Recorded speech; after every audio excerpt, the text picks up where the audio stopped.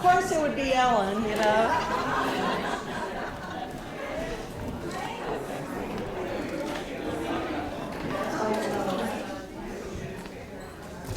Okay. You know, it's nice to see everyone meeting and greeting in the morning, so that's and that's why it feels so good. That's why I just let it go on for a little while.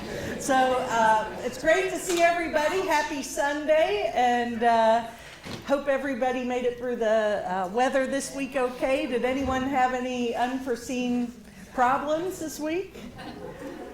Okay, good. Well, everybody's safe. I have a few announcements. Number one, the ladies' room, there's a leak. They've already been up on the roof. It's not going to be fixed before we leave.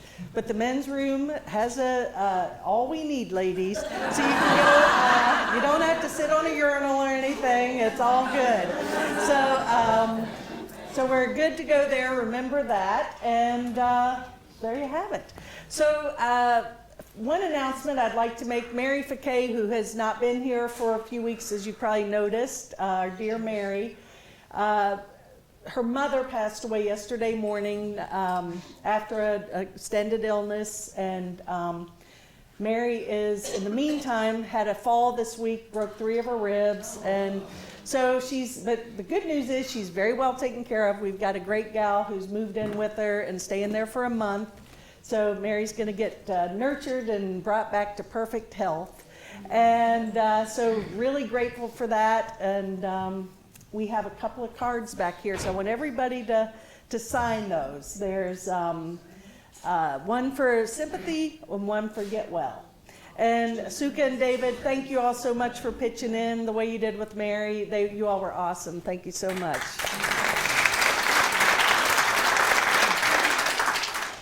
Okay, so I see a few new faces here today that I'd like to welcome and introduce to our group. So going this row, this lady in the yellow, would you like to introduce yourself? Yes.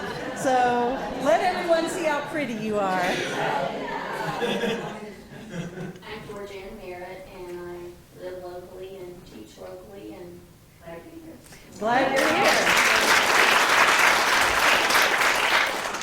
Yes, ma'am. Hi, my name is Maria.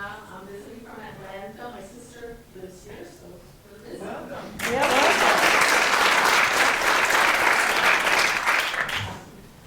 welcome. And I'm Andrea. I'm friends with Maria and Adriana, and they invited me up here.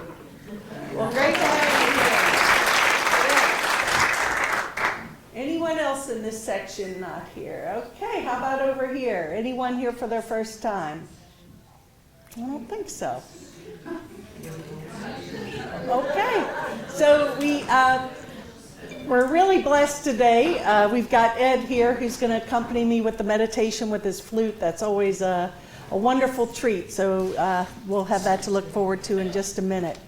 And a couple of announcements this week at the Namaste Center, which is right now operating out of Leela's Garden on Brooklyn Avenue, 707 Brooklyn Avenue.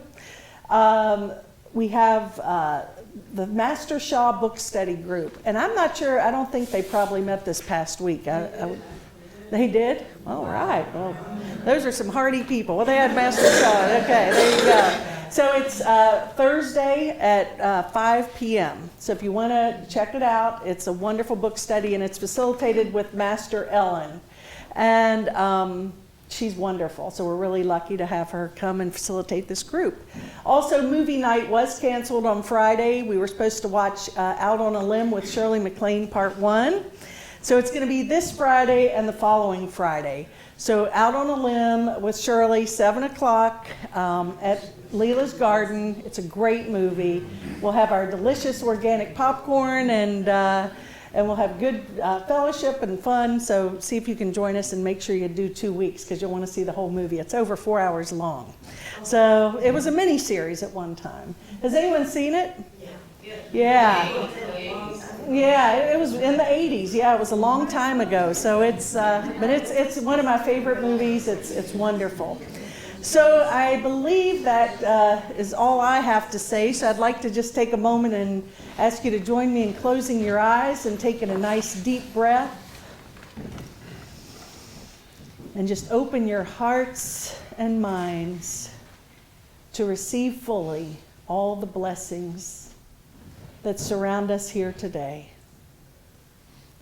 We offer this time together to the Holy Spirit and ask that peace and love prevail, that we hear exactly what we need to hear to bring us more peace, joy, and happiness.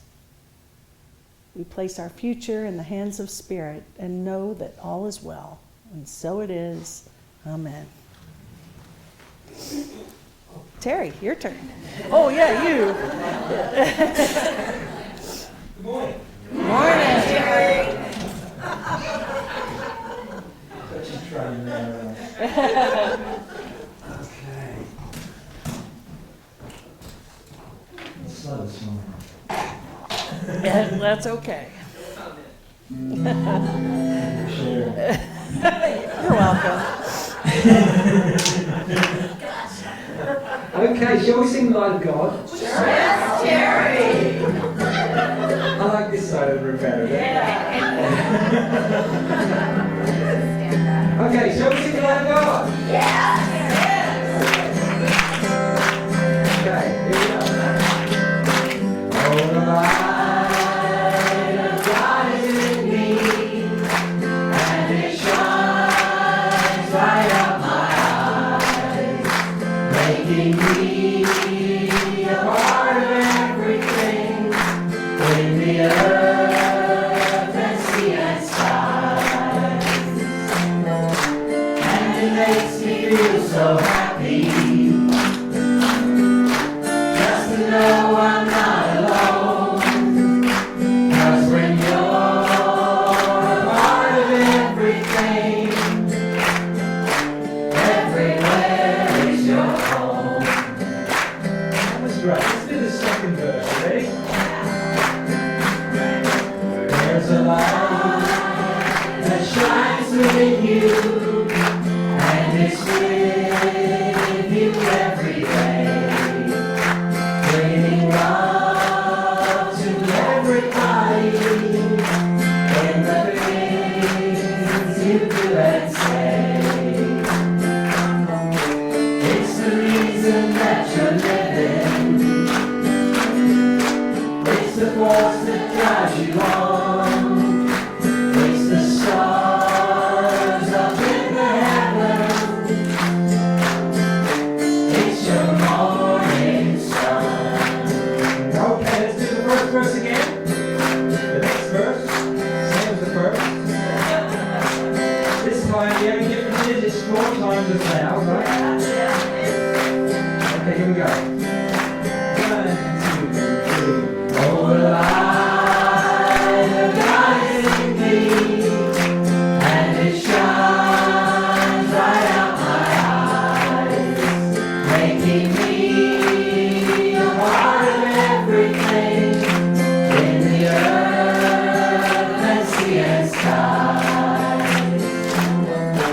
And it makes me feel so happy just to know I'm not alone. 'Cause when you're part of everything, everywhere is your home. Everywhere is your home. Thank you. You're welcome. Good voice today. So, this is a song. I sang it. Hey, Robin, how you doing? And it's so much fun to be on that Where camera. were you, back there? For that song, I was getting everybody's face and the joy was just on. Oh, and that's what I'm saying. I get to enjoy this all the time. You have to explain to me after what you're talking about. I'm sorry. No apologies. So anyway, I've been playing songs from my new album quite a lot lately, so I thought I'd play one from another album today. This is a track from my album, Sometimes I Miss England, and this is a song that talks about how people sometimes often, there are always going to be people who tell you that your dreams won't come true, or they'll tell you that you can't do that. Anyway, this is a song about some of those people who ignored that comment and went and did it anyway. Some quite famous people like Sir Walter Raleigh and the Wright brothers and Jesus. This is a song called It Can't Be Done.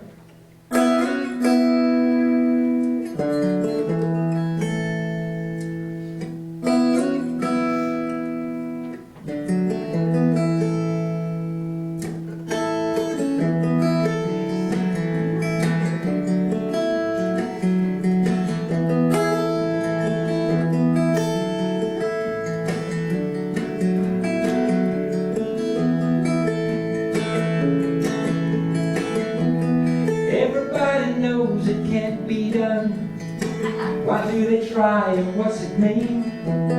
Just what this world doesn't need another crazy dreamer with a crazy dream.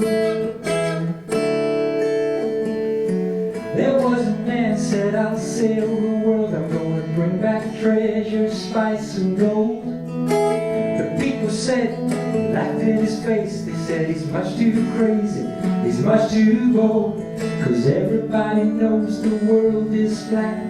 You sail till you fall off the edge, and that's that. The story he got from everyone was it simply can't be done. Once two fellas had a dream, they're gonna build a machine to reach the sky. The people laughed and shook their heads, they knew that only birds and angels fly. Don't waste time on foolish things. If God intended we'd all have wings. The story they got from everyone was it simply can't be done. 'Cause everybody knows it can't be done. Why do they try and what's it mean? Just what this world doesn't need another crazy dreamer with a crazy dream.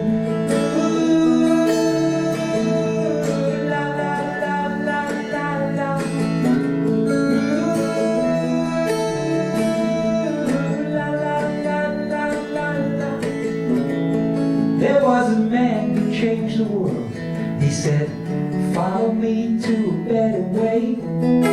The people said this man's insane. He's a troublemaker who just can't stay. Though many think he's wise, that's true. That only proves they're crazy too. Somebody go and tell that son you can't love everyone. 'Cause everybody knows it can't be done. Why do they try and what's it mean?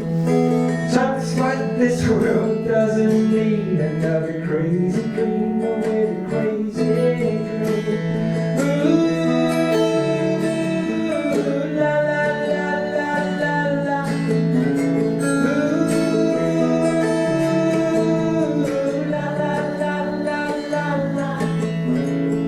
I knew a man who had a dream of fame and glory and success.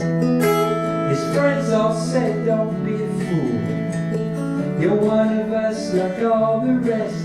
And as he listened to their arguments, why his dream must fail, it made no sense. As he watched his dream fade out of sight, he found that they were right.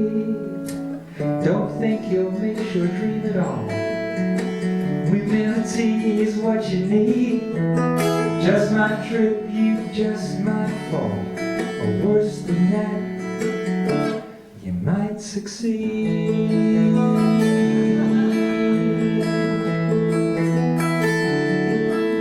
'Cause everybody knows it can't be done. Why do they try and what's it mean? Just what this world doesn't need another crazy dreamer with a crazy dream. Ooh, la la la la la la. Ooh,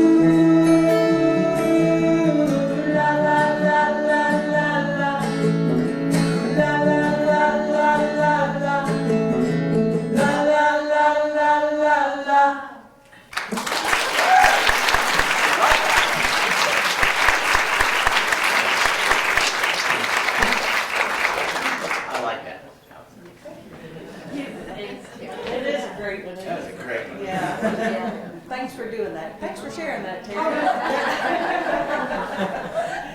So, No, thank you. oh, you're welcome. To the newbies, yes, we don't shoot ourselves in here, so sorry. And please silence your cell phones if you have not done so already. Thanks for reminding me. Thanks for sharing, Sue Ellen.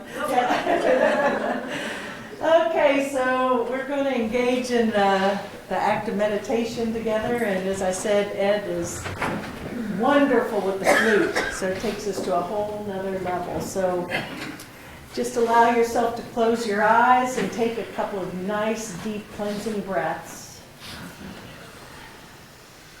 And feel yourself breathe into any part of your body that may be holding tension or discomfort. And feel the breath relax you. Allow the breath to quiet your mind.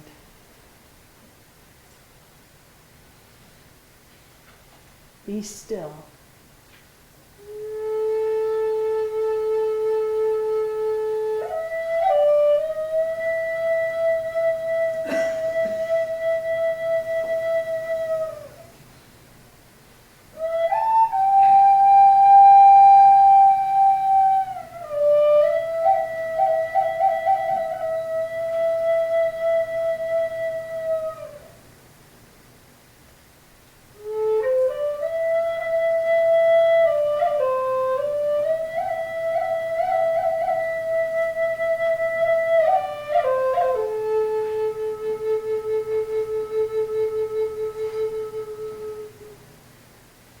You are a perfect child of God in whom He is well pleased.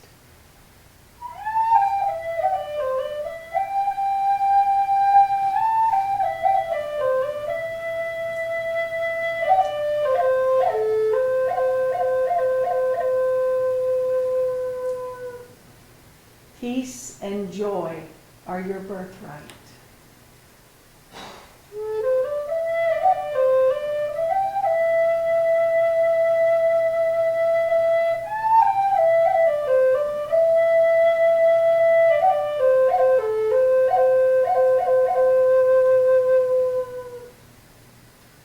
You were created without limits of any kind.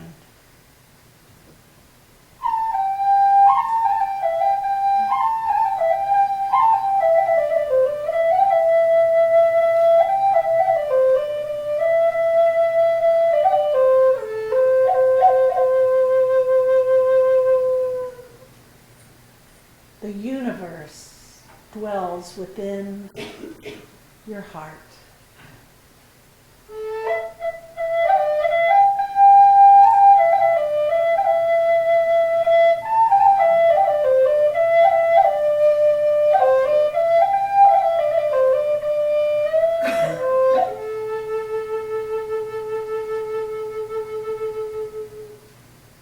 Be still and ask yourself this simple question. What is my Father's will for me?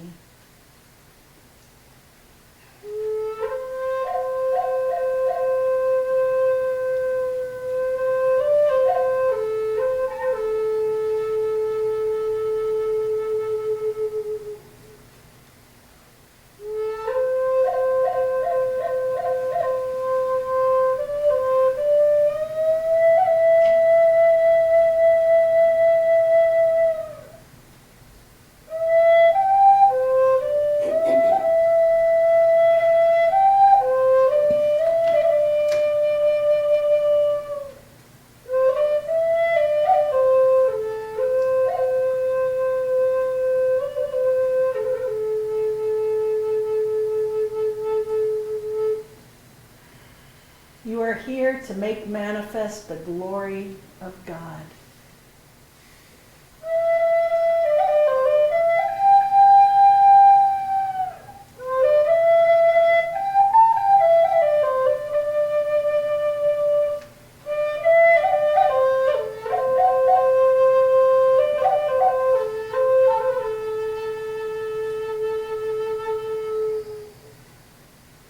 Holy Spirit, Mother, Father, God, we come together in peace.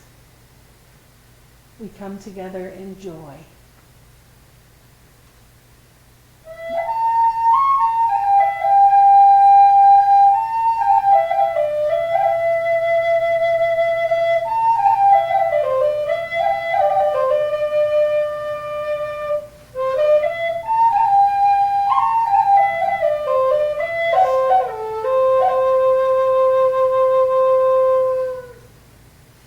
We ask for the courage, the strength, and the wisdom to be open to your love, your will, and we ask to be used for the highest and holiest of purposes.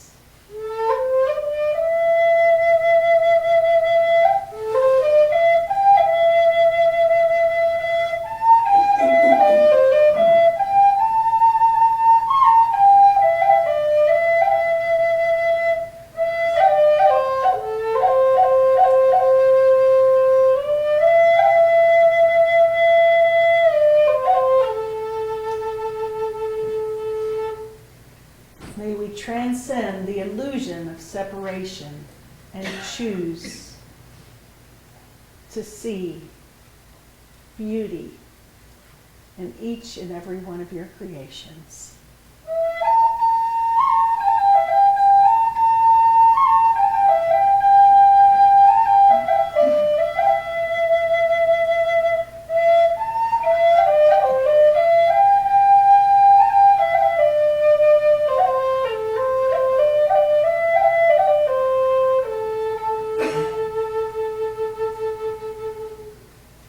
We surrender to your love, we surrender to your will, and give thanks for all of our infinite blessings. And so it is.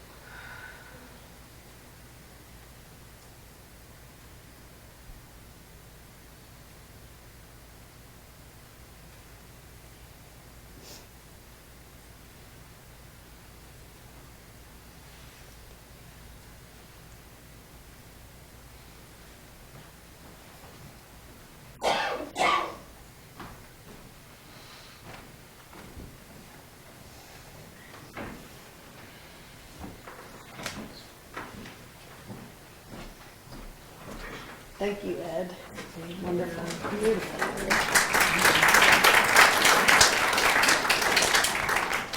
It's pretty cool when you get applause for meditation, huh? But it was, silence is best. there you go. Well, it's all good. It's all good. Okay, so, well, I'm glad to see so many of you guys venture out today. I'm sure a few of you have cabin fever, and I know that Ellen was cracking ice off her car for 3 hours yesterday, and today it's a new day, and it's wonderful. To be honest with you, I actually love when the weather gets like it was this week. Does anyone else like it? Yay, okay, yeah, because it's so peaceful. You're forced to be still and just be at home and sort of, you know, I like to cook and hang out with the pups and the new kitten who has completely taken charge of the house now, and it's priceless. It's and of course, and I was going to get to Ellen, and of course Ellen, yes, and it was a great week, and I guess that I actually dusted off the treadmill. I had enough time to, okay, I guess that's what, I can go out there and use that. So I got on that a few times this week, and the rebounder, and so, hey, it was a good week. So maybe I'm motivated now to get back into that. For some reason, I don't know, I used to be, believe it or not, there's most of my life I was a fitness nut. I mean, I was probably obsessed with it. And I mean, I would ride my bike 50 miles a day. I'd play 36 holes of golf every day. I would work out. I was a fitness trainer. And then one day it was like I lost complete interest in working out. It's like, and I used to hear people say, I hate to work out. I'm like, really? How can you say that? Now, I don't hate it, but I'm not that motivated in the past. So right now, I'm going at it. So it was a good week, and I also had time to scan the internet and learn some new things and remember some things that I had maybe forgotten about or hadn't been in my recent memory. And I found a great article on Rumi. And are you all familiar with Rumi? He was I didn't know his name actually. His real name was Jalal ad-Din Muhammad Baqi. I mean, that's quite a name. No wonder he went by Rumi, right? Anyway, he was a Sufi mystic, a theologian, and a Persian poet from the 13th century. And his words were loaded with wisdom and power, and obviously he was incredible. And I had heard before that actually his poetry were his love songs to God, his just full honoring our Creator. And so I know years ago there was a CD where I think Deepak Chopra had made it, and they had some really nice music, and he had a lot of celebrities who were reading Rumi poems, and it was a beautiful, I'd like to find that somewhere. I don't know if I still have it. I think it's so old it may have been on cassette tape.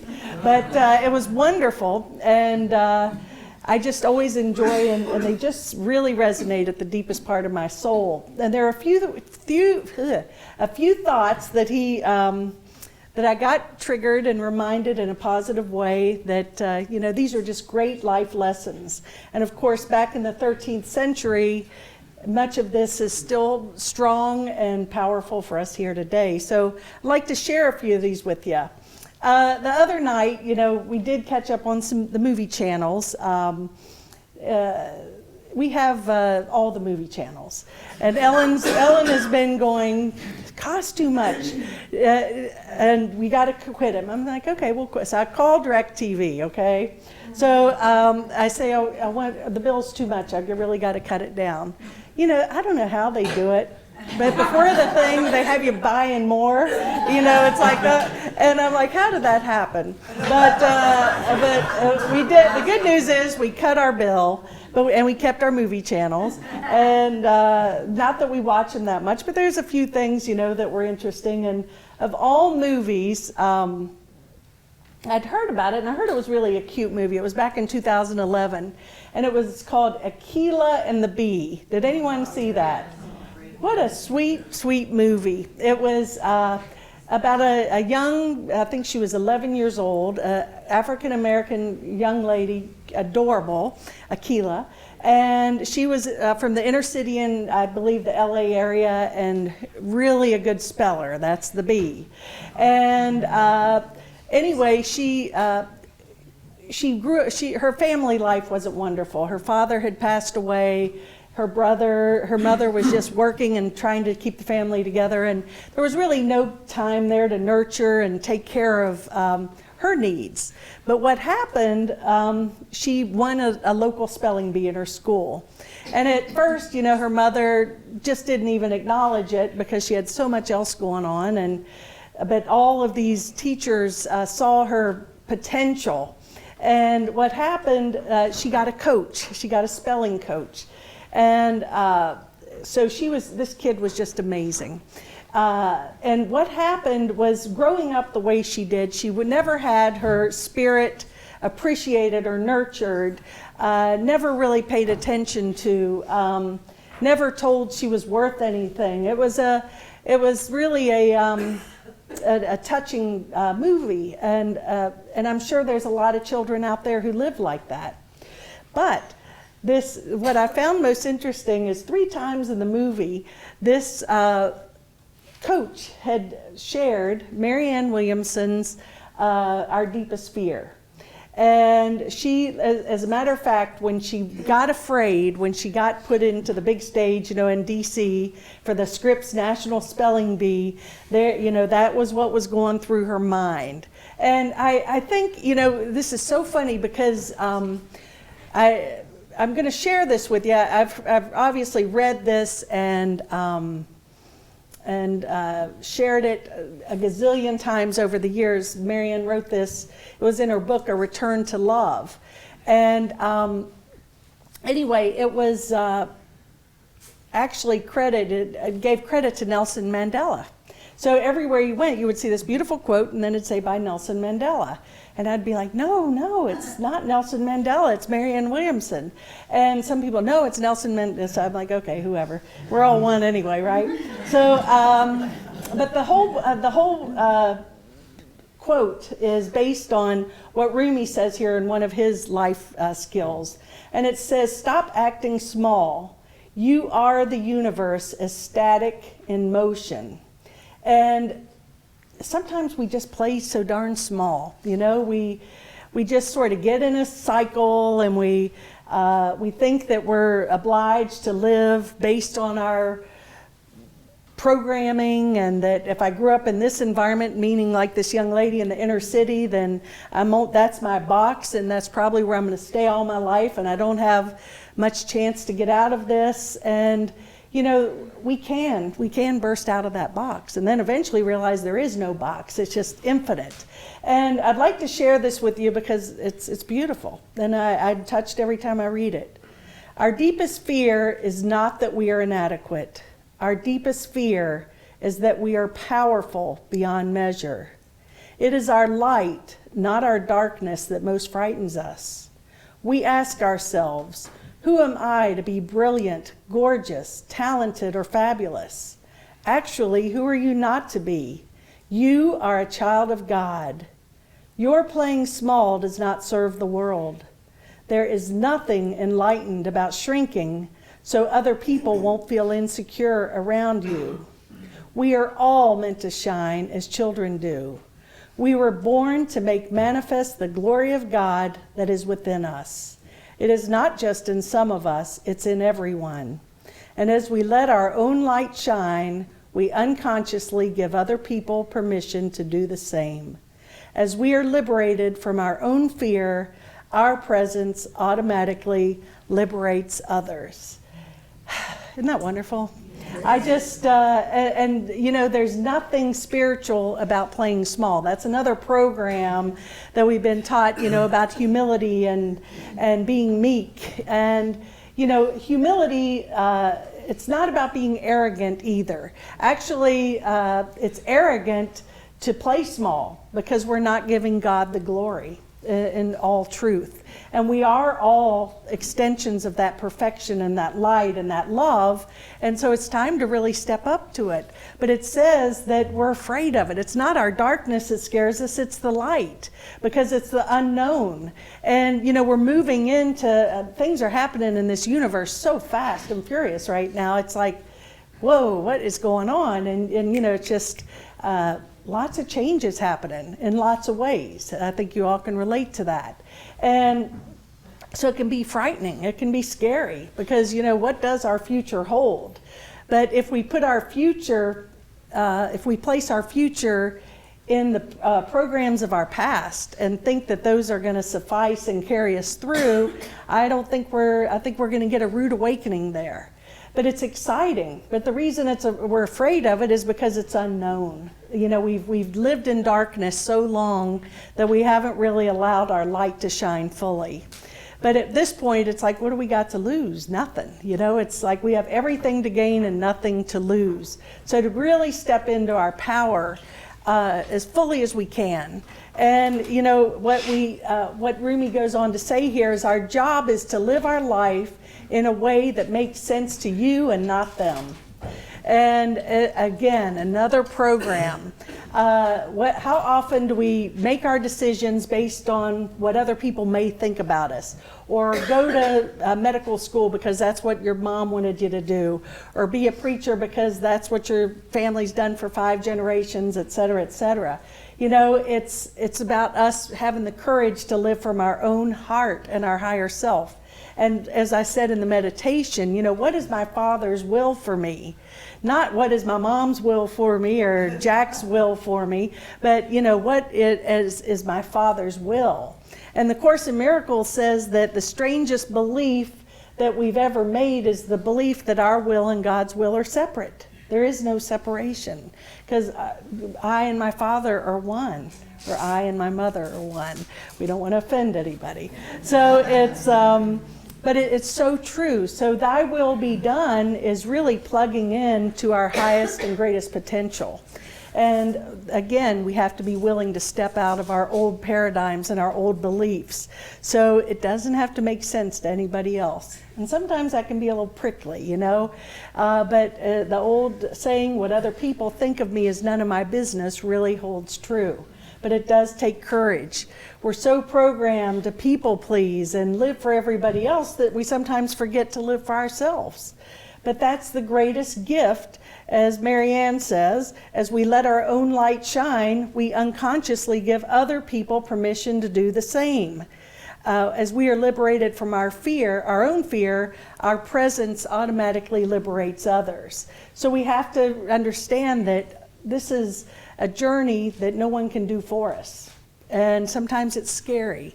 But if we understand oneness, every time I choose love over fear, everybody is blessed by that gesture. As I'm liberated from my fear, everybody rises with me. It's just a fact of the universe. It's a truth. We're not separate from anything, anyone, nothing. We're one with everything, as the Dalai Lama. What'd they say when the Dalai Lama ordered a hot dog on the streets of New York? He said, "Make me one with everything." And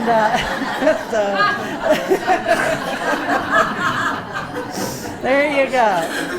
And that's true. That's the truth. So remember that when you're ordering a hot dog. I bet you'll never forget that when you eat a hot dog. So, and we have to also, you know, we have to be our own advocate, our own cheerleader, and never give up on ourselves. You know, God doesn't give up on us. You know, it's our belief in, you know, it's our fear. And we give it, you know, we give it a try and we fail. We try again and we fail. We try again and we fail. And we say, see, I'm not meant to do this. But it's that persistence and perseverance and trust and faith and confidence. If we really just say, no, I'm just going to stay focused, move forward, and tripping along the way is part of the journey. That's all there is to it. It's not good or bad. It's just part of the experience and part of the learning and part of the growth. So, you know, don't give yourself the luxury of giving up on yourself. You're worth more than that. And of course, ignorance is prison. You know, it's this whole, you know, a lot of people, you know, ignorance is kind of a double-edged sword word. You know, we look at it as you're ignorant or whatever.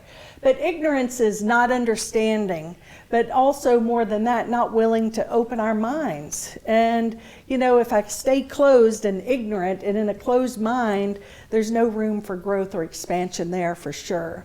So ignorance is God's prison. Knowing is God's palace. So it's that journey from here to here. You know, we value so much our intellect, you know, and our degrees. And those are good things. That's great things. You know, it's cool. But it's also can sometimes be a distraction or an impediment between us and connecting with Source. So the wisdom of God far exceeds anything we can find in a book. That's why I love these little treasures that he shares with us, because they're simple. They go right to the heart. You feel them. And I believe that some of the holiest people on the planet are probably some of the simplest people. And because they just don't have any facade, they don't have any distractions. How often do we get, and I can certainly attest to this personally, you know, you get so many plates spinning and then you get a lot of stuff. You know, you get these plates spinning, you make money to buy stuff, and then you got to make more money to take care of the stuff, and all of those are external distractions where, you know, simplicity is sometimes a great blessing. Not that it's a bad thing to accumulate knowledge and stuff, but it's also, am I using it for a means of ascension or to keep me distracted from spirit? So always a good question to ask ourselves. And certainly the treasures that we look for outside of ourselves can't even touch what lies beneath, what lies inside of us. We keep looking for love in all the wrong places. And it was there all along. It is there all along. The treasure is really in our heart. And that's what we have to tap back into. That's what this whole ascension process is. It's about us letting go of everything that keeps us bound to the three-dimensional heaviness of life. And what do they say? Angels can fly because they take themselves lightly. They don't take things so seriously. So, you know, we have a choice. Ascension is awakening, and it's a good thing. And it is a little scary to let go, but it's a good thing. And when we can let go of who we think we are, then we can open ourselves to who we're meant to be. But it's you know, we worked awful darn hard to become who we are, right? It's like, oh, you mean I went to college for 8 years for nothing, and I hit 5 million golf balls a year for what? And you know, the thing is, that's they serve their purpose. It's all served its purpose, and it's made us who we are. But this next phase is an exciting place. It's like, you know, anticipate greatness in yourself and everyone. And, you know, it's just about having the courage to take that first step into the unknown. I think I've shared with you before the story about a young man, little boy, who was being abused at home, very poor family, and terrible existence. So social services steps in, and they come, and as they take him away, what does he want? His mommy. And I want my mom. Well, the same woman who was torturing him and abusing him is the one he wanted to go back to, because that was familiar. So we all have a little bit of that. You know, it's like, well, I don't like it, but it's familiar and comfortable. So we get too comfortable in our pain. And there's great stuff waiting for us if we could just open up to us. And I love this because our wounds is the place where the light can enter. And, you know, when we're fully vulnerable, and I think that, you know, you just get to your point, we don't have to, you know, just go to the bottom floor before we, you know, get back up on our feet. But you don't have to learn through so much pain. Sometimes I think it's a necessity, and you know, things in life can be painful and a great lesson. And certainly when we're in a challenging time, when we invite spirit into that, invite love into it, it's like we're just receiving all this love, all this light. So that's really a great invitation for light and love to enter. So it's not a bad thing. It's really about transcending everything, judgment of everything. And judgment is, I know Carolyn, who's not here today, just got back from a seminar in Oregon. Was she in Oregon? And so I said, okay, in 2 minutes, tell me what the highlights were. Now it was a 10-day seminar. And so she goes, oh, it's easy, easy. But she basically, the message was, you know, love yourself, get out of judgment, and understand our oneness with everyone and everything. And that we're not separate from each other. We're not separate from source. We're not separate from anything. But really transcending judgment. We live in a world so programmed in right and wrong, good and bad, duality. And God doesn't live in duality, because God is the totality of love and acceptance. So when we can live from that place ourselves, we're really embodying the love of God. We're really living that. But we have to be willing to lay down all of our judgments. Anyone willing to do that? Yeah, I knew you'd raise your hand. That one will, yes, yeah. But it's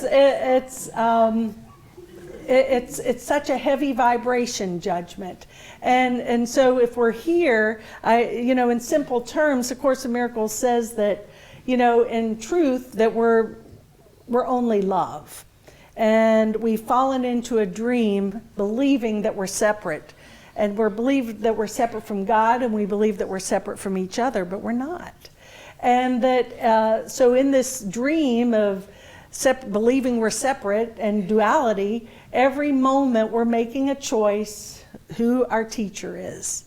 Is my teacher going to be the Holy Spirit, which is the bridge back to heaven? Or is the ego going to keep me caught up in the illusion of all this? It's out here, one more degree, one more new car, one more this, one more that. All looking outside, or are we going to move inside? And am I using my gifts as a means to heal the belief in separation or to perpetuate it? And so it's up to us. But love holds no grievances. Love holds no judgments. And that's the truth. I mean, that's really what it's all about. Carolyn had to go across the country to hear that, right? You're hearing it right here. And, but and isn't that funny? I mean, that's so true. How many times have we all, I think we can all relate to this. We've all been to seminars. We've all done, read the books, listened to the tapes, done the practice, blah, blah, blah. And, until we're really living it, we're not getting it. It's that from here to here. And it's nothing to beat ourselves up for. It's just to recognize and even laugh at ourselves and say, oh, I did it again. I got upset over this tiny little thing because I'd rather be upset over that than actually go inside. And so we have to, be appreciative. I think enlightenment is when we can appreciate and be grateful for everything. Even if it looks bad, be appreciative. Say thank you. I know, what is the blessing in this? What's the lesson in this? Because everything in life is a lesson. It can be used for that. That's really all it is. This is a classroom where we're learning forgiveness and non-judgment. And when we do that, then it's just a lot of fun. And the good news, and it's fun anyway. I'm all for fun. And he goes on to say also to change the world. We get righteous and we want to get on these missions and we want to change the world. And certainly that's not necessarily a negative thing, but another double-edged sword is if I'm looking out here and seeing this world needing to be fixed and changed and manipulated, then I'm taking the focus off myself, off of my own higher self. So I'm using that as a distraction. Oh, that's bad. I got to fix that and that and that and that. And so now I don't have to look at myself. But really, by changing ourselves, by healing ourselves, then everything else just unfolds perfectly. And we're led to do exactly what we're meant to do. The Holy Spirit will meet us where we are and guide us to make the decisions or do the exact thing that we can do for our own awakening and the salvation of the world as well. But as I mention often, we're not getting waking up from this dream. The last step from illusion to heaven, or from the dream to reality, is holding our brother's hand, and no one is exempt. And that's a biggie, because we still think that there's people that we are righteously are not deserving to be in our circle. And that's just going to delay your process, delay your awakening. And I think I repeat this often, but every night ask yourself, who have I not forgiven? Where am I still holding a grievance? Because we can't wake up. We really can't shine. And our old ways of operating aren't really working for us anymore. So I think it's time for us to live totally from love and really question every belief and value we hold and every judgment we hold. It's real easy to want to get into this is good, this is bad, right, wrong. Sometimes you can go crazy. It's thinking about it, because yesterday we were talking about, one of the lessons in our class was, okay, heaven and hell for a bird and a worm. And well, guess what hell is? Seeing the bird for the worm. And then a fish, well, no water would be hell for the fish, right? And so we can see all these things, and the premise or the basis of the lesson was that we have to, it's all perception. Everything is perception, and everything, we get so wrapped up in trying to fix things and be righteous and make right and wrong and what have you. But we have, as many people here, we have that many different perceptions on issues. So it's about transcending our need to judge everything. So acceptance is key. And really, we are made in love, created in love, and that's what we're here to do, is to love, to be, to live in joy. Not everything else is just is what it is, right, Terry? And and one of the quotes here says, your soul is not of this world, but your body is. And so all day I think about it. Then at night I say it. Where did I come from? What am I supposed to be doing? And I have no idea. My soul is from elsewhere, I am sure of that, and I intend to end up there. When I die, I shall soar with angels, and when I die to the angels, what I shall become, you cannot imagine. So we're not, the Course in Miracles, I am not a body, I am free, I am as God created me. And it's this body, the only function of this body is to be used as a means of communicating love. That's the function of the body. And yes, we have bills to pay, we have kids to take to school, we've got a job to show up for, and it doesn't mean abandon that and sit under the Bodhi tree and just wait for it all to come, but you operate from a whole different perspective. You're taking your gifts into the world for the total purpose of love, without ego, just how may I serve? That's it. You get out of what can I get, and get back to what may I bring to the situation. And of course, just a reminder that we are truly all one. And this one's interesting. It says, choose your life partner wisely. Take someone who doesn't keep score, who's not looking to be richer or afraid of losing, who has not the slightest interest even in his own personality, for he is free or she is free. And to choose a partner that's just egoless, selfless, and to reinforce that. And it doesn't mean we can't accomplish great things. It's just, again, I'm coming from a place of oneness and service, not in, I was listening to one of those other churches this morning on the way here, and it was interesting because it was a whole different idea on relationships, let's just put it that way. But, and that's okay. But it's still the relationship of keeping us grounded in this world. And I don't mean that grounded in love, and I don't even mean to criticize or judge this, but it's, I think that the love that this speaks of transcends this world and transcends the physical. And it really tunes into our immortal state of being. We are immortal beings. Remember that. And,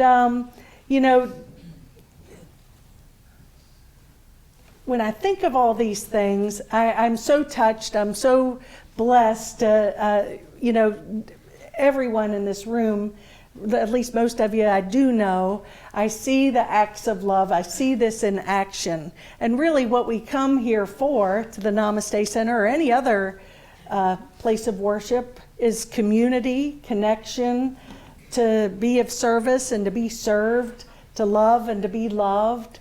It's really important for us to pay attention to everyone in the community. It's real easy to sneak in the back door, right before the service starts, and then run out before it's as soon as it's over, as soon as that peace song is over, I'm out the door, right?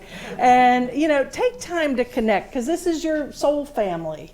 It's important for us to know that we have this. I've seen love in action this week, with Mary's situation, and I've seen it with others who've been in challenging times over the years. It's really important for us to take advantage of this. So one thing I really choose to create is a community where we can even, and we're in process of this, of creating a way that we can make this happen at an even greater level. Because, my salvation, my awakening is dependent on my relationship with you guys.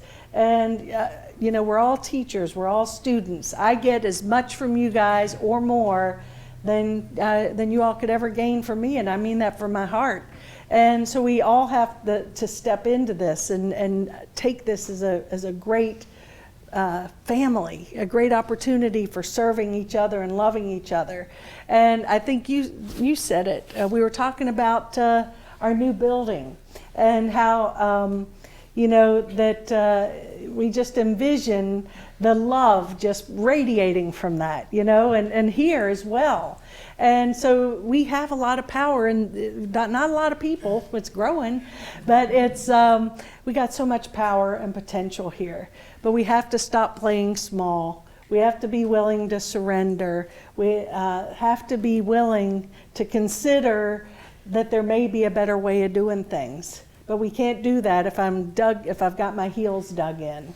So I ask us to all come together, sincerely continuing to place our future in the hands of God. Know that all is well, that we're here to love and be loved. We're all here to prosper, and we are so blessed. And life is grand, and so it is. Namaste.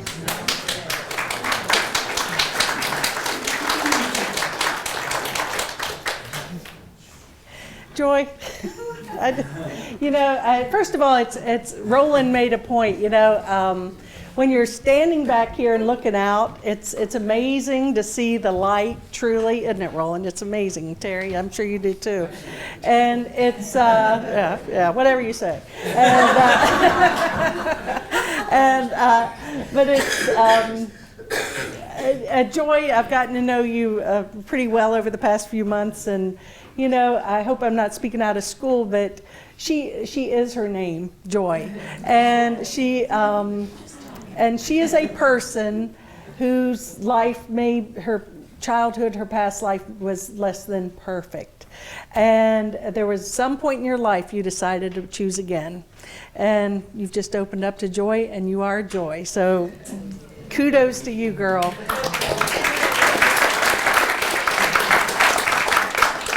So, anyway, we're so blessed, and oh shucks, Joy.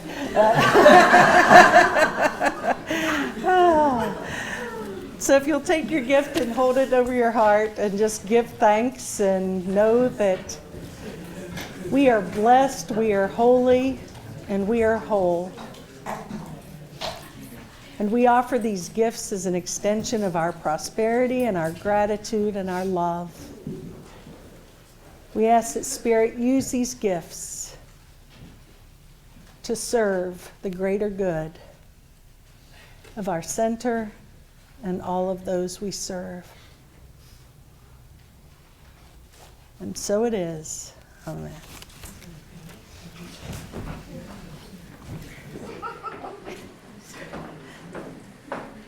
So I always change what I'm going to sing for this song after I hear So what are you channeling? What are you channeling today, Terry? He wears a Rumi quote around his neck. Oh, you do? I do, yeah. What is it? I do wear a Rumi quote around my neck, which is, only with the heart can you truly touch the sky. I touch the sky. Perfect. Exactly. That's right. I love that. Because after your speech there, where you talk about speech, what am I talking about? Well, after she talked about, choosing a partner with no ego, Julie just broke up with me.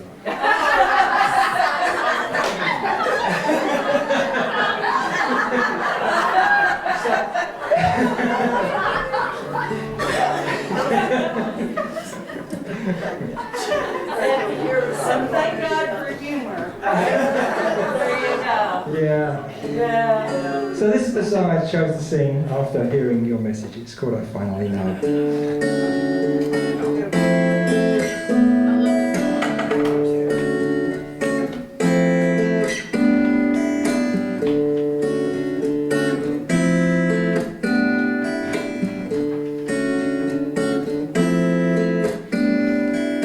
Last night I thought of the times that my life changed direction, and I beat myself up for the choices that I had made. I took the blame for the dreams that I didn't follow, and I wished that I had chosen another way. There was a time when I did what I thought people wanted, and they were the ones who chose every song that I sung. Always afraid that the truth would hurt someone's feelings, and the things that I had on my list never seemed to get done. But the choices I made, good and bad, led me to where I am. Every lesson learned along the way was just part of the plan. And I finally know who I am. After all these years, I finally know who I am, and the reason that I'm here. I finally know who I am, and it feels so right. I finally know who I am. I've been learning it all my life.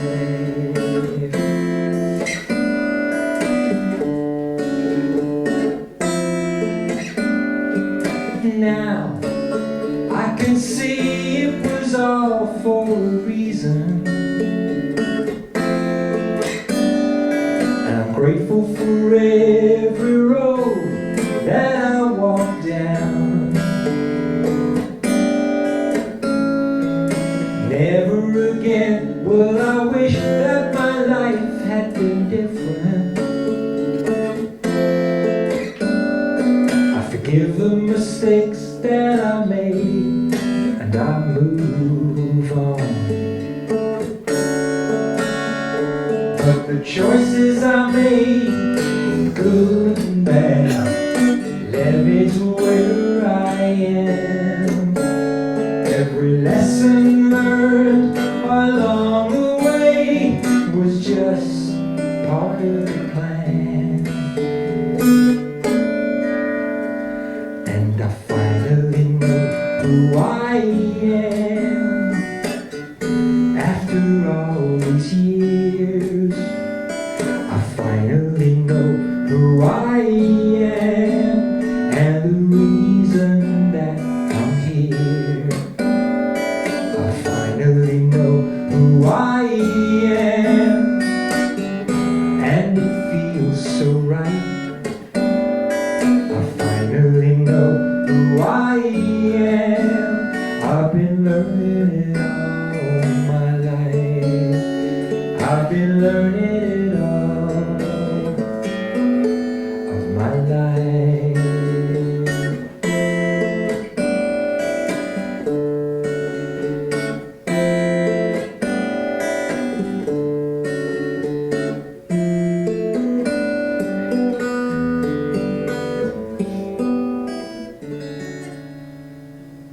I'll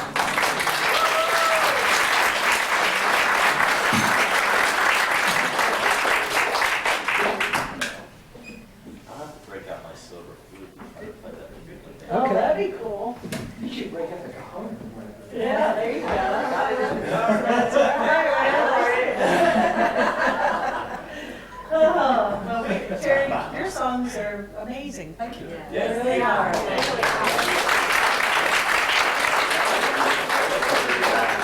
I of course say, I've of course heard many guitar players in my history of music. And your playing is one of the most soulful and cleanest. The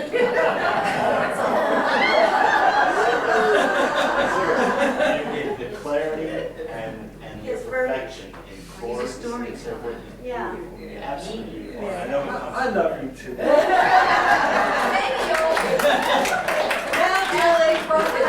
that's right. No, I'm serious. It's absolutely beautiful. Really beautiful. It is. I agree. I agree. So, okay, so let's stand up and we'll close with our blessing. I want to hold that today.